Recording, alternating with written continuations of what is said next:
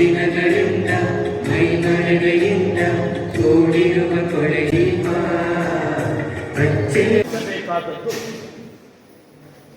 ದೇಶಕ್ಕೆ ನಾವು ನಿಷ್ಠರಾಗಿರ್ಬೇಕು, ದೇಶಕ್ಕೆ ನಾವು ಭಕ್ತರಾಗಿರ್ಬೇಕು, ದೇಶದ ನಿಷ್ಠಾವಂತರು ನಾವಾಗಬೇಕು. ಸರ್ಕಾರದ ಆಡಳಿತ ಬೇರೆ, ಅದಕ್ಕೆ ನಾವು ನಿಷ್ಠರಾಗಬೇಕಾದ ಅವಶ್ಯಕತೆ ಇಲ್ಲ. ಸರ್ಕಾರ ಯಾವತ್ತೂ ವಿಮರ್ಶೆಗೆ ಪಾತ್ರವಾಗಬೇಕು. ಪಾತ್ರವಾದಾಗಲೇ ಅದರ ಒಳಿತು ಕೆಡುಕುಗಳು ಹೊರಗಡೆ ಬರುತ್ತೆ. ಆರೋಗ್ಯಕರ ಸಮಾಜದ ಸೃಷ್ಟಿಗೆ ಅದು ಕಾರಣವಾಗುತ್ತೆ.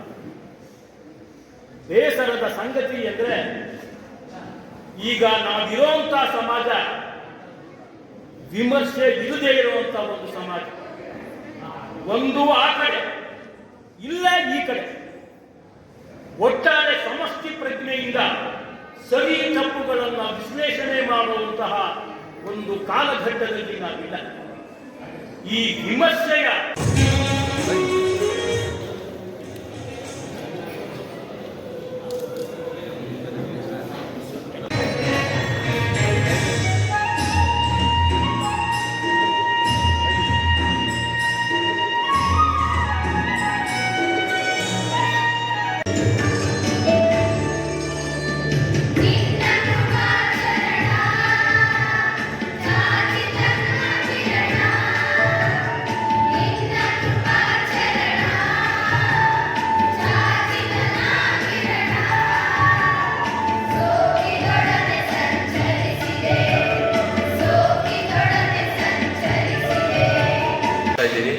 ಅದನ್ನ ಒಂದು ಪ್ರಶಸ್ತಿ ಪ್ರದಾನ ಸಮಾರಂಭವನ್ನ ಹಮ್ಮಿಕೊಂಡಿದ್ದೇವೆ.